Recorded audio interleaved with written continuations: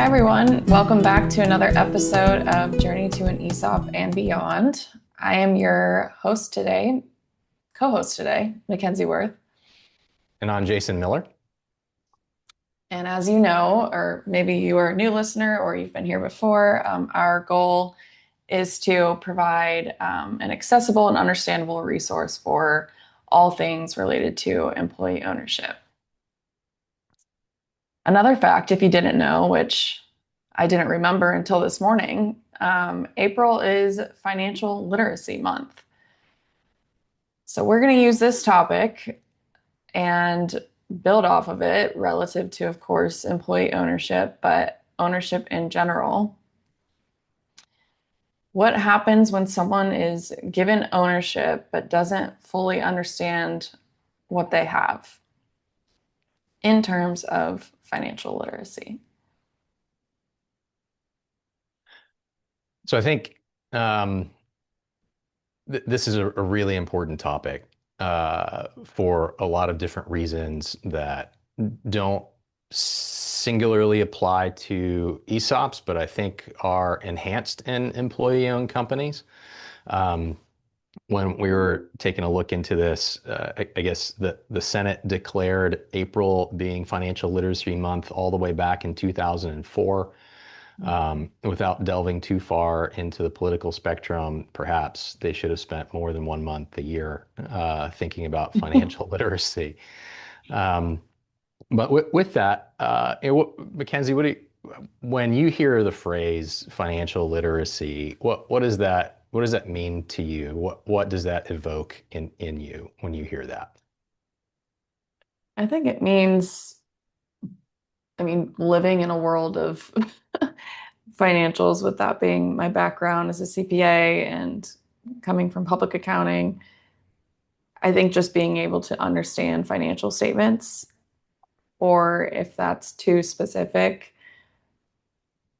understanding finances in general, whether that's personal or in the context of a business, and understanding what decisions are to be made with your finances, how to make those decisions, and how to understand the ins and outs of your finances.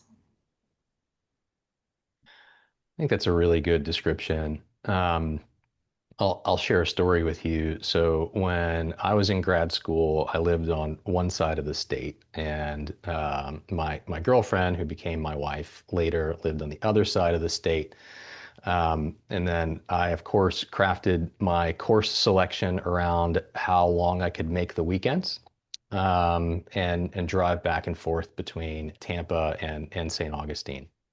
Um, and I remember very distinctly in the times for one of those semesters, the drive time inevitably coincided with a radio show from Larry Burkett, which was Money Matters at the time, and it was all about personal finance. And they had their 7 steps, and um, I listened to that being a finance major.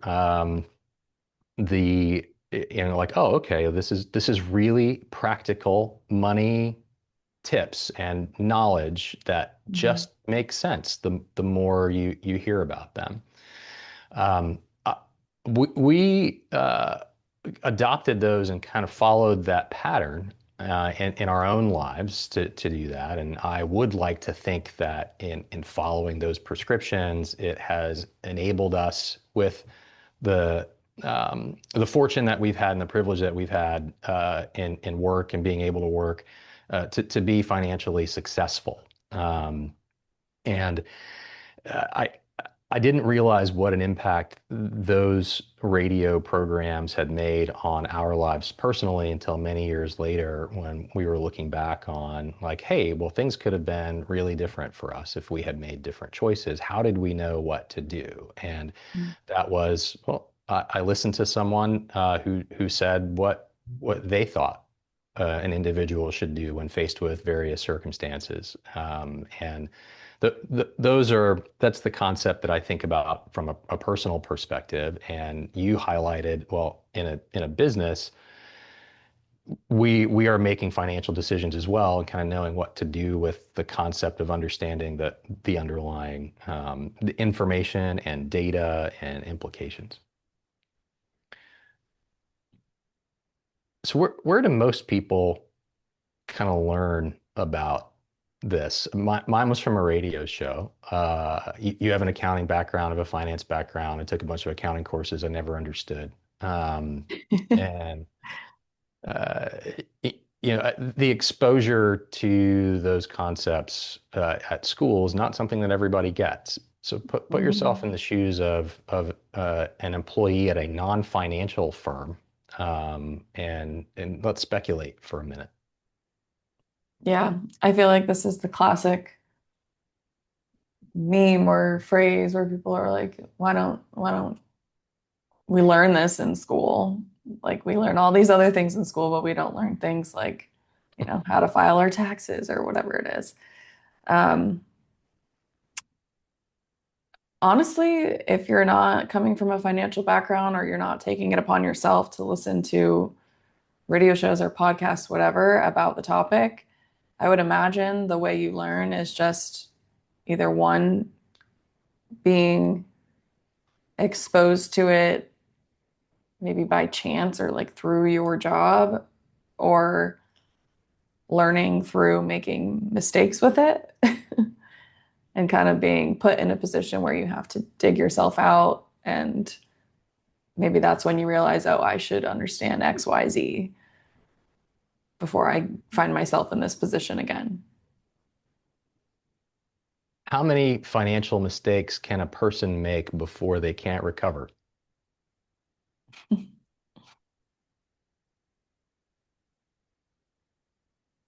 Probably could only take one. If it's a big one, If it's a yes. big one. Oh man. Uh, eh, I didn't want to get into kind of steered off course from our prep in this, but I think it's relevant. Um, some of the information that we pulled was, about half of U.S. adults can answer basic financial literacy questions correctly.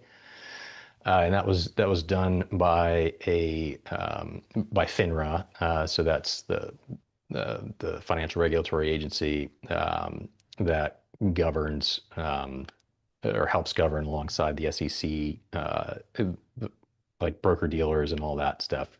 So they did a financial literacy survey, and that's what they found. So one in two can answer the questions correctly, which means that one in two don't know the answer. The deeper source of that is of the half that know the answer, we don't always do what we know to do. Mhm.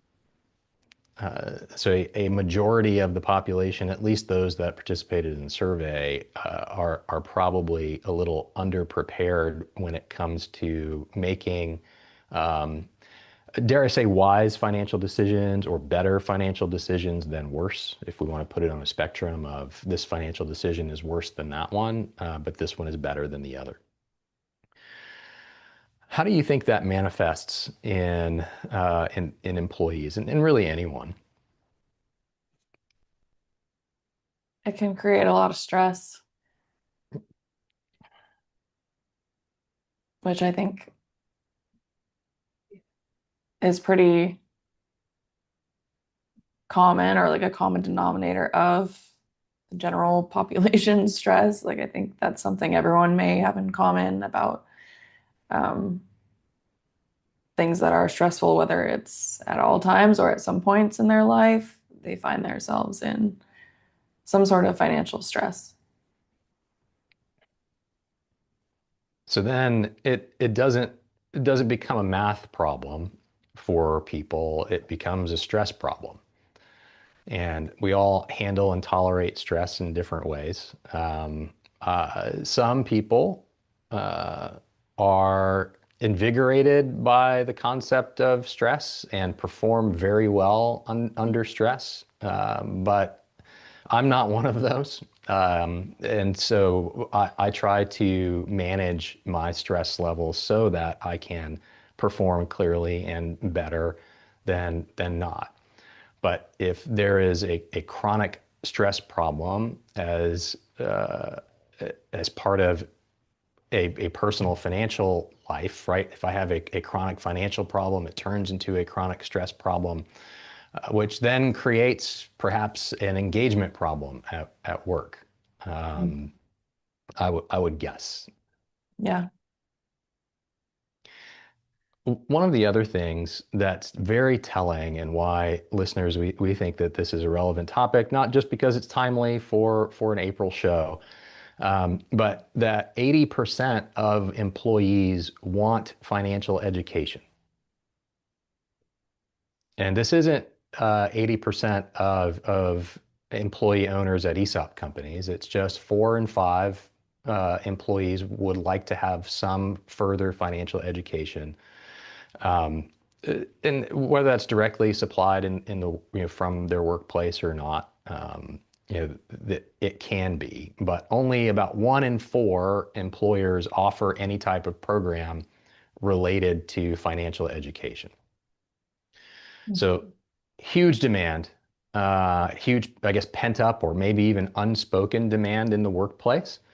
And it comes probably from this financial stress that they're feeling. What do you think? Yeah, that's interesting. Do you think it's like if employers are offering programs around this, do you think it's in the context of like the company's financials or just Ooh, financials in general?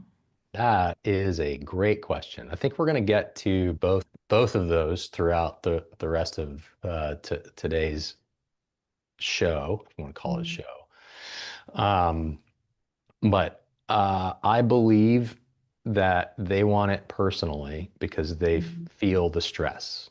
Again, if 60, 70% of employees are financially stressed, they want a solution to that. Mhm. And they want to hear about ways to lower that stress or alleviate it. And they're going to look to the people that dominate a large majority of their time in life, which, and I don't mean that in a negative way, but work consumes Yeah. a fair part of our work or of our weeks, and our time, and our focus. And so, as employers offering financial literacy or financial education resources are ways to help lower stress, educate your workforce, allow them to become more engaged, and therefore that feedback loop then applies to the work that they do for you every day. And again, this applies to every company today. If you're not an ESOP, if you're just exploring an ESOP, and Mhm. whether or not you ever become an ESOP, huge demand from your workforce and wanting to learn more about how they can be financially stable. One of the questions that would, I say questions, one of the solutions, if I have a limited, if I have limited exposure to finance and personal finance and what it means, but I know that I run out of money before I run out of month, that particular saying, Yeah. then the answer must be I need more money. So I have to find it. How do you think people, first, do you think that rings true? And second, how do you think people approach that as a solution? Yeah, I think that's probably the first response is, oh, I should be receiving more money, but that's probably just the easier default than, oh, let me look at how I'm spending my money in the first place or where it's going. What habits do I currently have financially that could probably change if I can't have an easy fix in demanding a higher salary or whatever it is that they're wanting. Um, I feel like the only solution in that case, especially because you can't, unless you really have like some legs to dance on with needing or demanding like a higher salary, then the best solution is to look at what you're spending or how you got to where you were or where you are. There's a reason that the personal finance gurus, regardless of which one you ascribe to. Again, Dave Ramsey and Iced Coffee Hour, and whichever philosophy, the FIRE philosophy, the financially independent, retire early. If you guys aren't aware of what that is, like go check that out. All of those start with get a budget. Hmm. Some provide tools. There's plenty of resources now that are available to go and grab a budget. But that's a great place to start in taking control of your finances and for your people too. You as owners and as founders know that already. And in a business context, you got to have a budget. You're tracking to that. You're looking monthly at least, hopefully, if not weekly, if not daily, on cash flow and sales and expenses and how all of that manifests. You operate financially on a budget because you have to. People are relying on you, and there are demands on your resources in order for you to achieve the life that you've been able to today, that you are considering transitioning to your employees.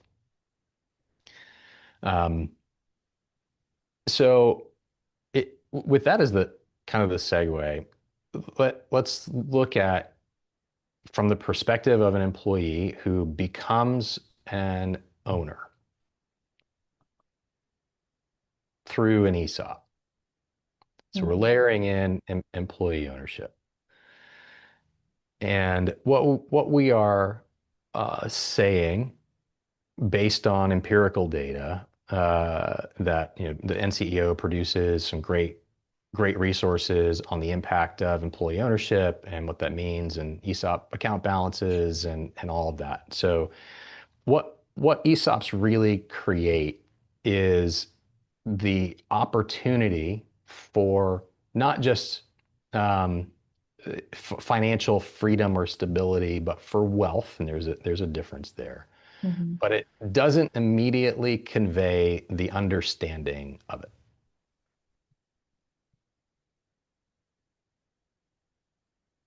Yeah, I think that's huge. And why we kind of specifically with our clients too emphasize the importance of the communication piece because we talk about all the things that an ESOP can do theoretically, but for it to actually manifest that way, your employees have to understand what's going on. And a piece of that is the financial aspect. How does it create wealth for them? What does that look like? Is it immediate? Is it over time? How much wealth are we talking? And what do they need to do, or what mindset should they have to be able to contribute to that or understand how they can contribute to that wealth? I'm gonna share a story. Um, so my oldest daughter is nonverbal. She just turned 17. We're still in the first half of 17, so she's working her way to 18. She doesn't speak, um, but she can communicate with very limited sign, intonation, and kind of full body communication. So she makes herself known, and what she wants and kind of what her preferences are. And you believe me, you know it. Mhm. Um, and we have had to explain to doctors and to people that are meeting her for the first time that she understands everything you're saying. Mm. So she gets it. Um, she just can't say it back. And she has a communication device, and devices are only as good as what the output is. But you can imagine being a teenager that is fully capable of understanding what Mhm. is being said to her, but not always being able to communicate what she wants to say or how she feels about it, or really what to do next. And some concepts are really abstract.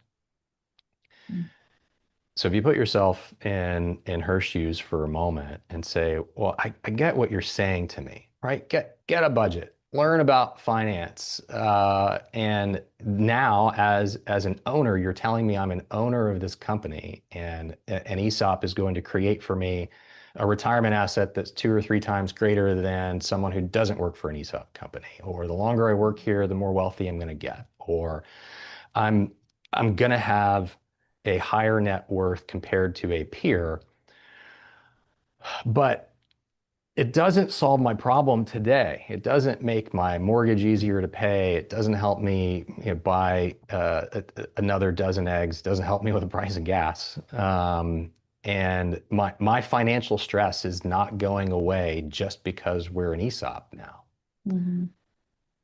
And if you communicate, an ESOP's great and it's a retirement plan and you're going to be more wealthy in the long run, but we're struggling today, then you can get why employees might be frustrated that you are communicating very well about what an ESOP is, but it's not helping them to learn that financial literacy piece. And it's going to express itself like my daughter expresses herself when she picks up her communication device when she can't find the right words and throws it across the table.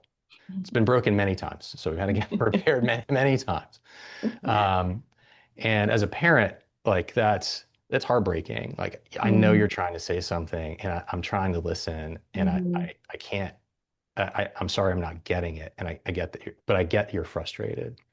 And I feel like this is a nuance with communicating ESOPs that yes, you can communicate the benefit and that you're an owner, but the disconnect is in I'm not feeling it in my day-to-day life. I do feel better that I'm an owner, but the way that it's manifesting for me in relation to my personal circumstances, I'm not picking up. And in that gap in broader financial education, I think will help bridge it. Does that make Mhm. sense? Yeah, definitely. I think it can just seem so abstract at first and just this like phenomenon or idea that's going on. But if it's nothing that you can visibly see or tangibly um, wrap your head around, then you might have some disengagement at first, or you might not have the excitement that you were hoping or that you have as the seller, um, which can be frustrating for both parties. Right? You're an owner. You're an owner now. We're all owners. And that if I can't see it, if I don't get it, then I'm not I don't know whether or not I'm gonna feel like it. Mm.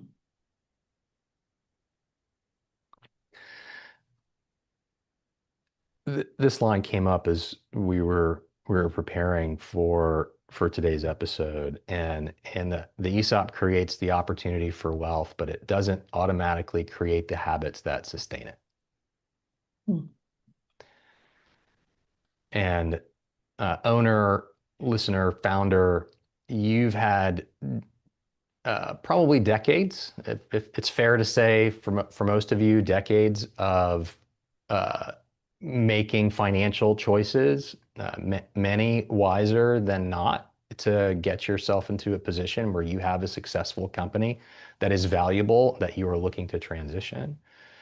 And whether it was intentional or learning the lessons through the school of hard knocks, you've created those habits.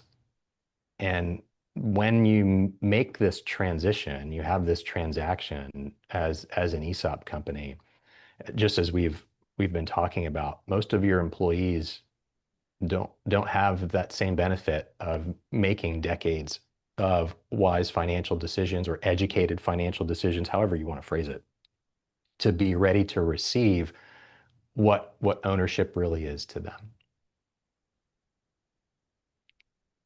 How do you think, how else do you think it makes them feel?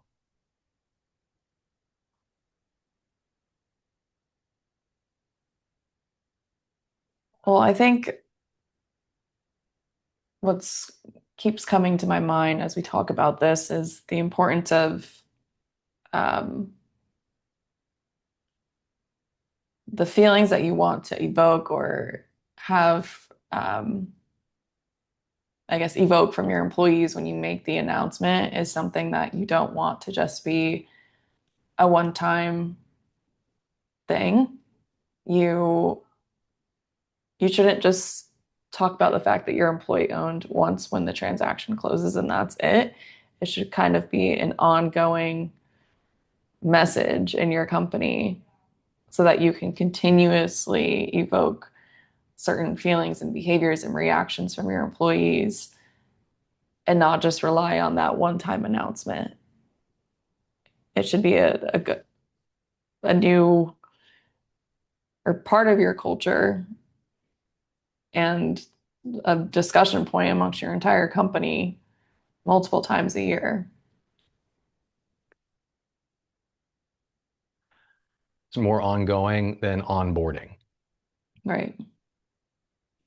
I think that that's a really great place to start. Like how can you close this gap? And I think that's perfect. Being willing to talk about finances, personal finance. Um, I'll take a moment here before moving on through kind of these practical levers. Is uh, it, you'd asked earlier around on the personal side or the company side, like does that what do they want to see? And we've talked about the great game of business before here on the concept of open book management. Mhm. We've had Steve Baker from the Great Game of Business on the podcast. We'll have him back soon. Hopefully, Steve, you're listening. And so go check them out. But the concept of allowing employees to see a little bit deeper into the financial reality of the organization, and ways to do that without overwhelming them, and a process for having that available to them. So they have really the second practical lever, which is contextual connection to the work. Like, how does my job connect to the company performance? And we talk about alignment of incentives through the ESOP all the time. Um, but I like that idea of knowing what's happening with the company. Are we doing well? Are we not doing well? What is doing well? How do we measure that? And then how do I contribute to that? How do I participate in that? Mhm. Yeah, I think it could be really eye-opening for employees just if they've never seen the company's financials before and then they see it and they're like, "Oh, the time that I spent on this falls right on this line in the financials." Like just being able to connect the two and understand it and then understand how those financials translate to the company's value can really create that behavioral shift. What other practical levers do you think listeners can pull to help grow financial literacy and education within their organizations? I think another piece to the ongoing communication and messaging and yeah, I guess another piece to that is allowing like a safe space for questions and empowering your employees to ask any and all the questions and know that it's an open line of communication. They don't have to ask when you're specifically in those meetings doing announcements or town halls, whatever it is. Mm. Um, just providing them the resources or the people in the company to go to when they have certain questions to help them to continue to develop their financial literacy. I like that.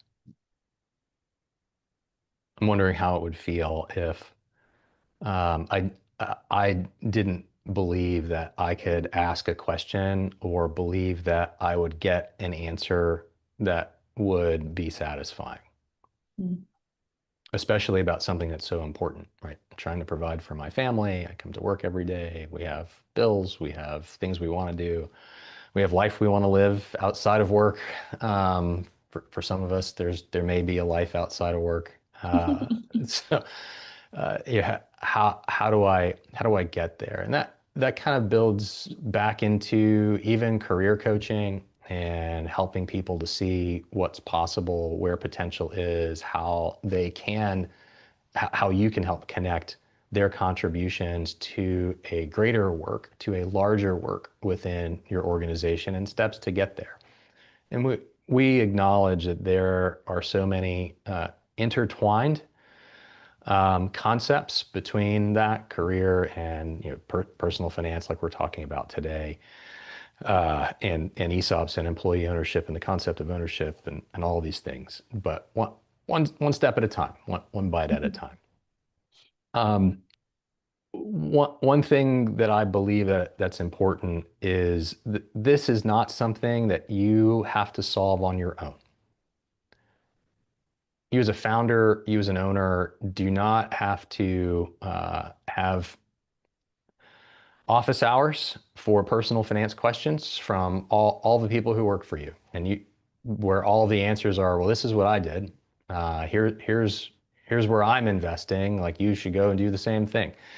uh, and believe that's going to help alleviate this particular. You don't have to do that. In fact, I recommend you not doing that if you're thinking about doing that. You have resources already that would be very excited to have time with you and with your employees. And think about your bankers. Your bankers would love to have time over lunch or breakfast with a group of your employees to talk about financial literacy. Um, and I would encourage you to reach out to them and ask what types of programs on financial education can you give to my employees? And your financial advisors would love to have access to your employees to talk to them about what it means to build a healthy retirement, to save for a rainy day, to plan big purchases. And your 401k administrator is probably begging you every year to come in and say, your participation is at X%. We want it to be greater than that. What can we do to encourage people to tell them about the benefit that you're paying for your 401k? Great news about an ESOP is if you're eligible, you're in. So we usually don't have problems with participation in the ESOP space. But know that there are actions you can deliberately take to expose your workers to more financial education. And I know what you're thinking. You just mentioned bankers, advisors, and retirement plan financial advisors. They're going to sell my people things. Probably. It's kind of their job. And where I would encourage you when you approach them is, as I phrased it before, what financial education resources can you give to my people? And let your people make the decisions. Just exposure and access is what they're asking for from that stat earlier. 80% of them are going, I need to learn more. Give them a way to learn more. Preface it with, make this about education. If they want to move forward with something else that benefits you, that's their decision. That's not yours, nor is it your responsibility. But the exposure is a responsibility that you can take up and something that you can do without having to do it yourself, I guess is what I'm trying to say. Yeah, I would say that's definitely better. Exposure is better than no exposure at all.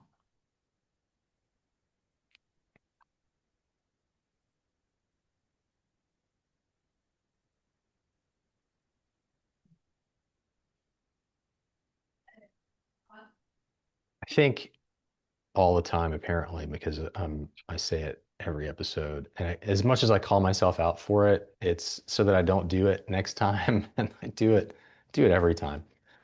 Um, as we mentioned, this is useful for any company of any size at any time in your journey. you are able to speak into an area of stress in your employee's life, it's going to create more availability for them to be engaged. And that financial stress that 60 or 70% of your people are feeling is the top workplace distraction. Distracted workers are not the most productive workers, even if they are productive. Anything that you can do as a time investment or as an educational investment is going to be something that is you're going to see tangible results from. Because when people aren't worried about money, they show up differently to work. So essentially, it's really benefiting everyone, not just the employee that's looking for financial literacy, but also benefits the company, the leadership. It's a win-win. I agree. And I, I would offer that ownership may change the structure. An ESOP is going to change the structure. You can tell everyone they're an owner all day, but the financial literacy and financial education is what's going to change the experience.